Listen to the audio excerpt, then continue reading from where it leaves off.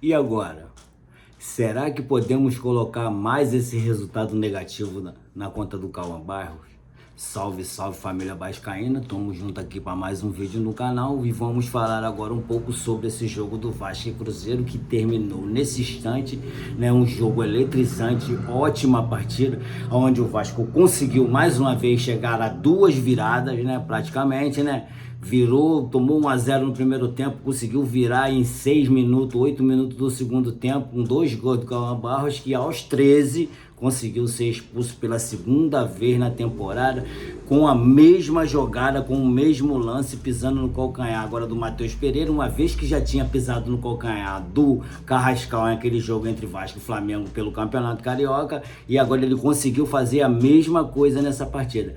Muitos diziam naquele lance do Flamengo e Vasco, que ele fez o mesmo lance, conseguindo ser expulso pela primeira vez, que não ia criticar o Cauã Barros, que isso acontece, que isso não acontece. Não, ele hoje, infelizmente, na minha opinião, ele fez isso de maldade, sabe por quê? Porque ele é maldoso, ele faz esse tipo de lance.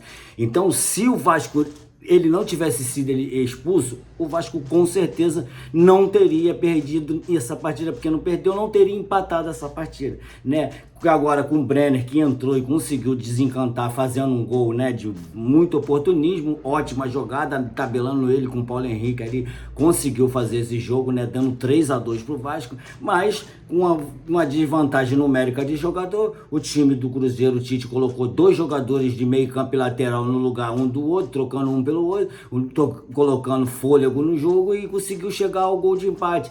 O Vasco teria ganho essa partida se o Cauã Barros não tivesse sido expulso. O Cauã Barros, com essa expulsão, prejudicou o Vasco mais uma vez. Se você disser que não prejudicou, infelizmente você não entende nada de futebol. Ele faz esse tipo de jogada, não tinha necessidade, nem na jogada ele estava. A bola seria nossa, o Saldívia pegaria aquela bola, o Matheus Pereira nem na bola chegaria. E ele fez aquela jogada ali totalmente infantil, né? O Renato, mais uma vez, entrou com a mesma formação que ele entrou no jogo contra o Palmeiras.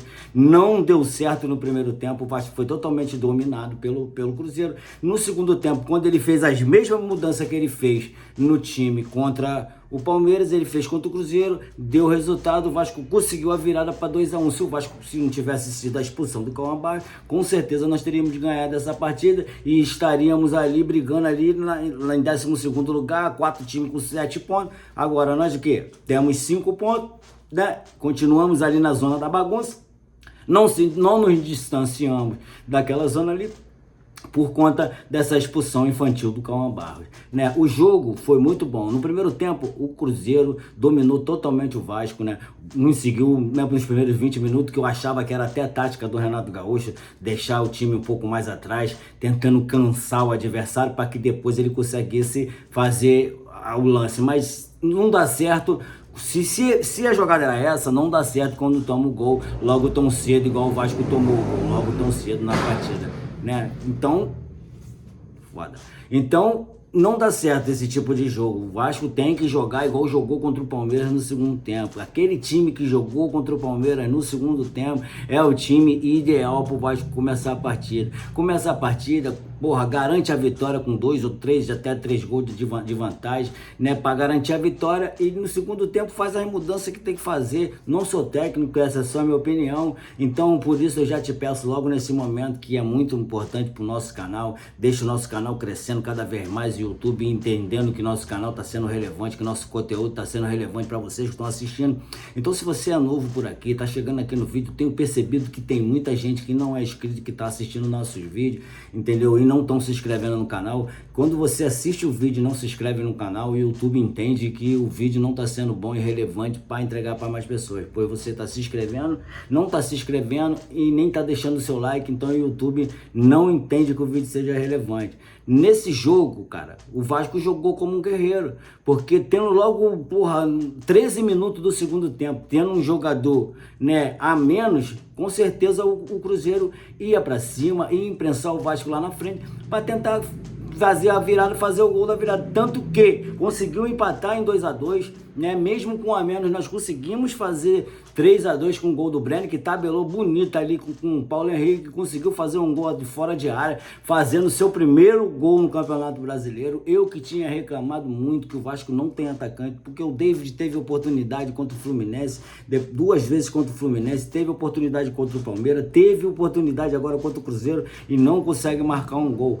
Tá certo que o David nem atacante que quando ele jogava por aí, até mesmo no Cruzeiro, quando ele jogou, ele não era atacante, ele era ponta, mas agora no Vasco tá tendo a oportunidade como atacante. O Vasco que contratou 3 atacantes, que praticamente só um tem jogado, que é o Brenner, entendeu? Que não tem nem sendo um jogador muito participativo. Não sei se você concorda comigo. Se você concorda comigo, cara, deixa o like aqui, aproveita, se inscreve no canal, ativa o sininho da notificação. Não tem participado muito, né, no jogo, e eu não sei qual é a opinião de vocês. O Vasco foi muito guerreiro, né? Ainda não tem a organização tática que o time precisa para chegar. Eu, na minha opinião, o Vasco deveria abrir mão da Sul-Americana e da Copa do Brasil, que infelizmente esses Copas não nos rebaixam. Essas Copas são para participar e para dar vaga a Libertadores. Com esse time que o Vasco tem hoje, com esse elenco, com esse plantel que o Vasco tem hoje, o Vasco não tem condições de disputar uma Libertadores a nível de ganhar, a nível de ser campeão, até mesmo chegar em uma quarta de final ou semi. O Vasco não tem. Não adianta querer dizer que tem, né? Uma vez que não pode ficar sem jogar a Copa do Brasil e a Libertadores e a Sul-Americana,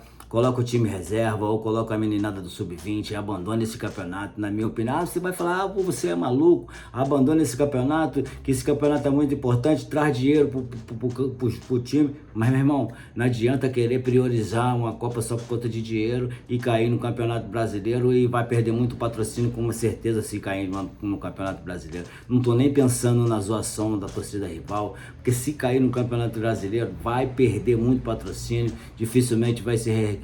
Você acha que o investidor vai querer comprar um Vasco na segunda divisão? Não vai, porque nós teremos 18 rodadas, ou seja, metade do campeonato nós teremos até o início da Copa do Mundo, que começa agora, daqui a 3 meses, são 90 dias para começar a Copa do Mundo. Então nós teremos a metade do campeonato até a Copa do Mundo. Nós temos que estar pelo menos em 10º, 9º, 8º, seria um sonho, até essa parada para a Copa do Mundo, para depois que acabar a Copa do Mundo, haverá janela. Se essa SAF aí que vai ser vendida, que eu particularmente não acredito que vai ser vendida, não adianta querer falar, querer discutir comigo, eu não acredito que vai ser vendida. Mas se essa SAF for vendida, que o Vasco vai poder ter uma condição de comprar uns jogadores melhor, porque tem que ter um atacante decisivo, tem que ter um cara que decida, ainda que não participe do jogo. Hoje o Brenner não participou muito do jogo, mas na hora que foi preciso ele conseguiu decidir. Parabéns para ele, né? Não vou retirar as críticas que fiz sobre ele, vou continuar mantendo as críticas até que ele tenha uma estabilidade, que ele consiga fazer mais gols, que ele consiga pelo menos mostrar que ele tem futebol para jogar num time como o Vasco.